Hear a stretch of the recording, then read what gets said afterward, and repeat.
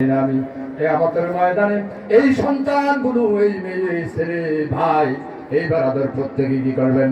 আল্লাহর আদালতে মামলা দায়ের করে বলবেন, ওয়াকালাল্লাযীনা কাফারু রব্বানা আরিনাল্লাযীনি আদাল্লানা মিনাল জিন্নি ওয়াল ইনস نجعلهما تحت أقدامنا ليكونا من الأسفلين কিয়ামতের ময়দানে আল্লাহর আদালতে আমার কলিজার টুকরা সন্তান আল্লাহর আদালতে যখন তার বিরুদ্ধে নির্দেশ হয়ে যাবে জাহান্নামে যাও, সন্তান দাঁড়িয়ে বলবেন না, রব্বুল আলামিন আমার কোনো কথা আছে, আমার অভিযোগ আছে, মামলা দায়ের করবে। বললেন, আমি তো ছোট ছিলাম, আমার পিতামাতার ঘরে জন্মগ্রহণ করেছি, আমাকে ডাক্তার বানিয়েছিল, আমাকে ইঞ্জিনিয়ার বানিয়েছিল, আমার দুনিয়ার সব জ্ঞান আমাকে শিক্ষা দিয়েছে, ব্যবসায়ী বানিয়েছে, সব কিছু বানিয়েছে, লক্ষ লক্ষ কোটি টাকা খরচ করে আমাকে ইঞ্জিনিয়ার বানিয়েছে, ডাক্তার বানিয়েছে।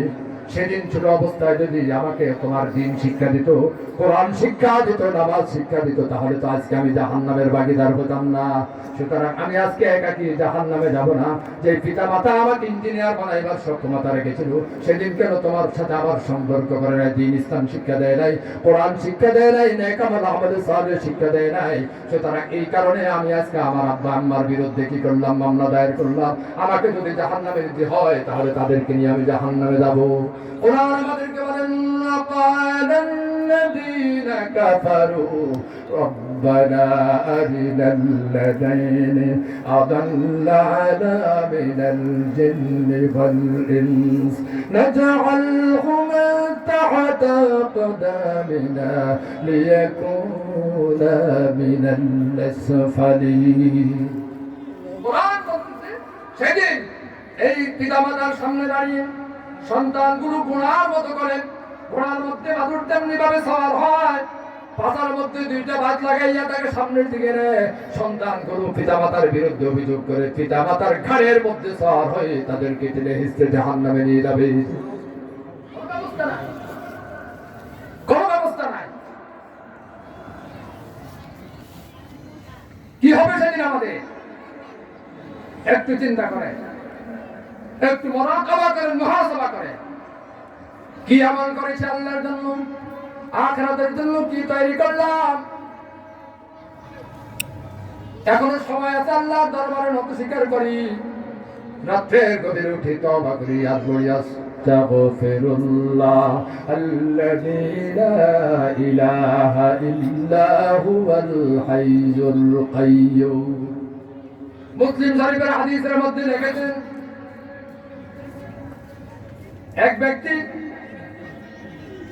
এক ব্যক্তি কি করলেন? জীবন বড় অপরাধ করেছে, গুনাহ করেছে, অন্যায় করেছে। লাম ইয়ামাল হাসানাতান কাত্তু, জীবনে একটি ভালো কাজ করে নাই, নেক আমল করে নাই। ইন্নাহু কাতালা 99 নাফসা, এই লোকটি অপরাধ করতে করতে 99 জন মানুষকে, একে একে 99 জন নিরাপদ মানুষকে হত্যা করেছে।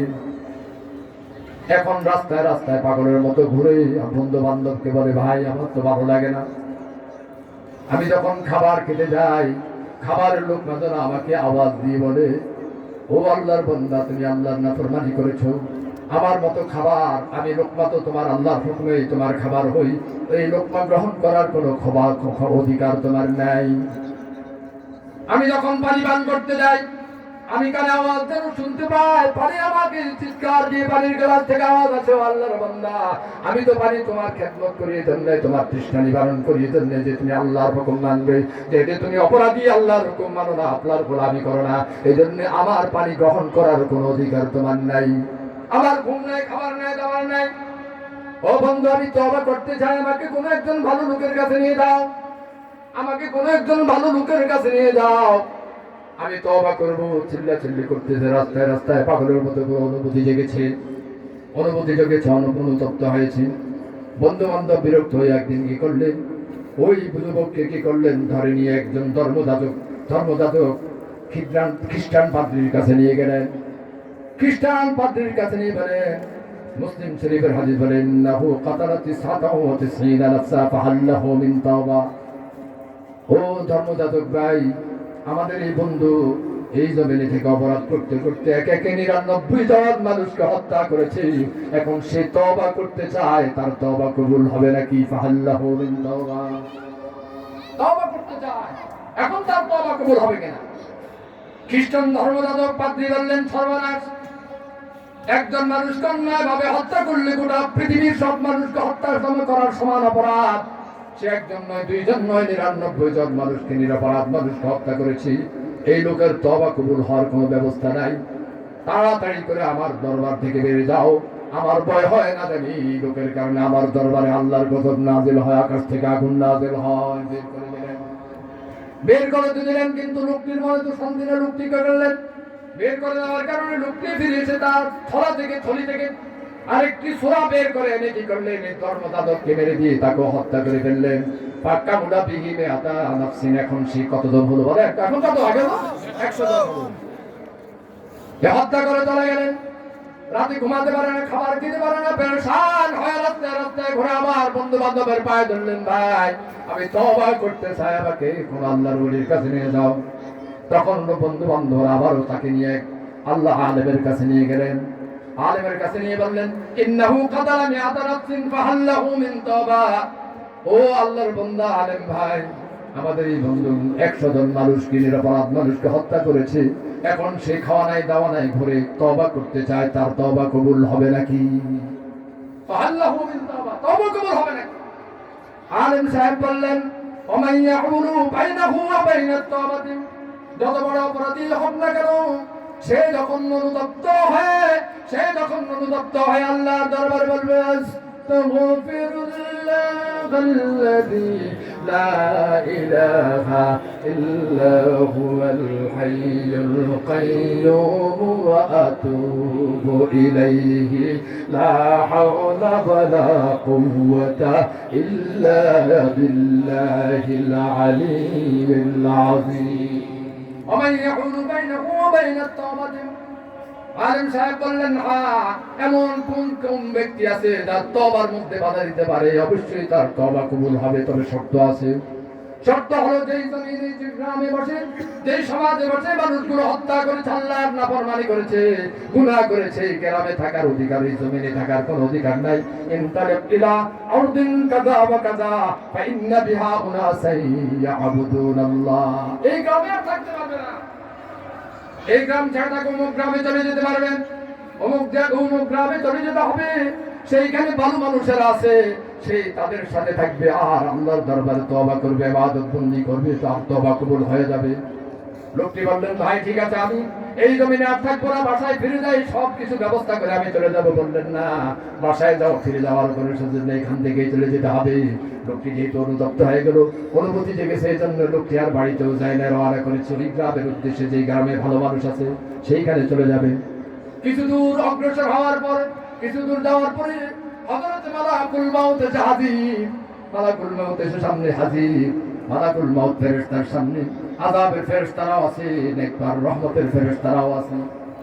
আযাবের ফেরেশতারা এসে তাকে যখন জান কবজ করতে চাইলো, বললেন, রহমতের ফেরেশতারা বললেন, না, তোমরা আযাবের ফেরেশতারা শাস্তি দিয়ে তাকে কি করতে পারবে না, জান কবজ করতে পারবে না। আমরা রহমতের ফেরেশতারা তার জান কবজ করবেন। আযাবের ফেরেশতারা বললেন, না, কারণ সে 100 জন মানুষকে, নিরপরাধ মানুষকে হত্যা করেছে, সুতরাং তাকে আমরা শাস্তি দিয়ে, কঠিন শাস্তি দিয়ে তার কি করবো, জান কবজ করবে। রহমতের ফেরেশতারা বললেন, না, হবে না। ফাইন্নাহু জাআ তাইবান মুকবিলান, সে তো অপরাধ করেছে ঠিক, এখন সে তওবা করে পবিত্র কলব নিয়ে অন্তর নিয়ে সে এখন রওনা করেছে, সুতরাং তার তওবা কবুল। আমরা রহমতের ফেরেশতারা তার কি করব, দান করব। উভয় দলের মধ্যে যখন ঝগড়া লেগে গেলেন, আর সে আদিমের বাড়ি হযরত জিবরাইল আলাইহিস সালামকে পাঠাই দিলেন, বললেন, যাও তাদের মধ্যে ফয়সালা করে দিয়ে আসেন। জিবরাইল আলাইহিস সালাম বৃদ্ধ মানুষের সুরত ধরে আসছেন, ব্যাপার কি, তোমরা ঝগড়া করো কেন? বললেন, ভাই চাচাদি শোনেন, এই লোকটা 100 জন আযাবের ফেরেশতারা বললেন, এই লোকটি 100 জন নিরপরাধ মানুষকে হত্যা করেছে, এই জন্য আমরা আযাবের ফেরেশতারা জান কবজ করতে চাই, তারা বাধা দেয়। রহমতের ফেরেশতা বললেন, চাচা শোনেন, লোকটা ঠিকই 100 জন মানুষকে হত্যা করেছে, অপরাধ করেছে, জীবনে কোনো ভালো আমল করে নাই, তারপরও সেই লোকটি কি করলেন? তওবা করেছেন, আল্লাহর দিকে রুজু হয়েছে, কলবে সালিম, সেই তওবা অন্তর নিয়ে, তওবার অন্তর নিয়ে, পবিত্র অন্তর নিয়ে সে রওনা করেছে, তার তওবা কবুল, ফাইন্নাহু জাআ তাইবান মুকবালা। তাই ভাইয়া তওবা হয়ে এসেছে, এজন্য তার তওবা কবুল। আমরা রহমতের ফেরেশতারা কি করব? তার দান ব্যবস্থা। জিবরাইল আলাইহিস সালাম বললেন, তোমরা ঝগড়া করিও না, এক কাজ করো, যেই জমিনে বসে সে অপরাধ করেছে, দেখেন আল্লাহর কত উসিলা, আল্লাহর উসিলা তালাশ করে, আর যেই জমিনের উদ্দেশ্যে, যেই গ্রামের উদ্দেশ্যে সে রওনা করেছে, এখন 2 গ্রামের দূরত্ব মাপা হোক। লোকটি এখন যেই সীমানায় আছেন, এখান থেকে তার গ্রাম যদি কাছে হয়, অপরাধীদের গ্রাম যদি কাছে হয়, সে অপরাধীদের অন্তর্ভুক্ত হবে। সুতরাং তোমরা আযাবের ফেরেশতারা তার জান কবজ করিও। আর যদি যেই নেককারদের উদ্দেশ্যে রওনা করেছে, সেই যদি সেই গ্রামের কাছাকাছি হয়ে যায়, তাহলে সে এখন নেককারদের অন্তর্ভুক্ত হবে। তোমরা রহমতের ফেরেশতারা তার জান কবজ করিও। সুবহানাল্লাহ। মুসলিম শরীফের হাদিসের মধ্যে দেখেন, একটা মাত্র রওনা করেছে, এখনো বেশি দূর বুঝতে পারে নাই। আল্লাহ তাআলা দেখলেন ওই নেককারদের গ্রাম দূরে। আল্লাহ তাআলা ওয়া আমরুল আরদ, আল্লাহ তাআলা জমিনকে নির্দেশ দিলেন, ফামাদাল্লাহু বিয়াল্লাহ, আল্লাহ তাআলা ওই গুনাহগারদের জমিনকে দূরে দিয়ে দিলেন, আর নেককারদের জমিনকে কাছে দিয়ে দিলেন। রহমতের ফেরেশতারা তার জান কবজ করে, ঈমান সহিত তার জান কবজ করে আল্লাহর দরবারে নিয়ে গেলেন। আমল সে জিন্দেগি बनती है, ये जन्नत भी व जहन्नम भी। अमल से जिंदगी बनती है, ये जन्नत भी व जहन्नम भी। ये खाकी अपने फितरत में न नारी है न नूरी। আমল দিয়ে জীবন গঠন করতে হবে, নইলে আপনার এই দেহ, আপনার এই জিন্দেগি জান্নাত জাহান্নামের কিছুই দিয়ে তৈরি হয় নাই। আপনি ইচ্ছে করলে ভালো নেক আমলের মাধ্যমে জান্নাতের উপযোগীও করতে পারেন, ইচ্ছে করলে আপনি জাহান্নামের উপযোগীও করতে পারেন। আপনাকে স্বাধিকার দেওয়া হয়েছে, আপনাকে এখতিয়ার দেওয়া হয়েছে। এমন কোনো ব্যবস্থা আল্লাহ রাখেন এই দুনিয়াতে আপনার জন্য যে নামাজ না পড়লে ফেরেশতা এসে আপনার ঘাড় পিনে ভেঙে দিবে, অন্যায় অপরাধ করলে আপনার পাও ভেঙে দিয়ে এমন করে আপনাকে এখতিয়ার দিয়েছি, স্বাধীনতা দিয়েছে, স্বাধিকার দিয়েছে। চন্দ্র সূর্য গ্রহ নক্ষত্র পাহাড় পর্বত তাদেরকে কোনো এখতিয়ার দেওয়া হয় নাই, তাদেরকে কোনো স্বাধীনতা দেওয়া হয় নাই। আল্লাহর নির্দেশ অনুযায়ী তারা হুকুম কাজ করতে বাধ্য, অন্যথা করার কোনো সুযোগ নেই। আল্লাহ রাব্বুল আলামিন কোরআনুল কারীমের মধ্যে বলেন, আফা গায়রা দীনিল্লাহি ইয়াবগুন ওয়া লাহু আসলামা মান ফিস সামাওয়াতি ওয়াল আরদি তাওআন ওয়া কারহা। তোমরা কি আল্লাহর দেওয়া জীবন ব্যবস্থা বাদ দিয়ে অন্য কোনো মতবাদ তালাশ করছো? أفغير دين الله يبغون وله أسلم من في السماوات والأرض طوعا وكرها। রাতের 11টা বাজছে, সূর্য এখন আমেরিকায় তাপ দিচ্ছে, সূর্যের কোনো ক্ষমতা নাই বাংলাদেশে সে এখন তাপ দিতে পারে। কথা ঠিক কিনা বলেন? যেভাবে নির্দেশ দিয়েছে এভাবে তাকে করবে। মানুষকে আমরা স্বাধিকার দিয়েছে, ইচ্ছে করলে সে ভালো আমল করতে পারে, ইচ্ছে করলে সে খারাপ আমল করতে পারে। তার জবাব দেওয়ার ব্যবস্থা হবে কোথায়? আখিরাতে। কোথায়? জবাব দিতে হবে। এই যে জিকরুল্লাহর মাধ্যমে অন্তরকে পরিচ্ছন্ন করতে হবে। গোটা পৃথিবীর সব কিছু, চন্দ্র সূর্য গ্রহ নক্ষত্র যা কিছু আছে, সব কিছু আল্লাহ জিকির করছে। তরুণতা গাছপালা নদ নদী সব কিছু আল্লাহ জিকির করছে, সব কিছু আল্লাহ জিকির করছে। বসন্তকালে কোকিল কুহু ডাঙ্গাল আওয়াজ দেন, হলুদ পাখি বউ কথা কই আওয়াজ দেন। আমরা শুধু এইগুলো শুনি, কুহু কুহু শব্দ শুনে। আল্লাহ রাব্বুল আলামিন বলেন, ইন মিন শাইইন ইল্লা ইউসাব্বিহু বিহামদিহি ওয়ালাকিন লা তাফকাহুনা তাসবিহাহু। তুমি তো শুনতেছো কোকিল কুহু কুহুর আওয়াজ করছেন, কোকিল কুহু কুহু আওয়াজ করে না, কোকিল বলে আল্লাহু আল্লাহু আল্লাহু আল্লাহু আল্লাহু আল্লাহু। পাখি তার কিচিরমিচির শব্দে, পানি তার কলরব আওয়াজে, বাতাস তার সনসন শব্দে, গাছগুলো পাতাগুলো তার মর্মর শব্দে, নিছক আওয়াজ করে না।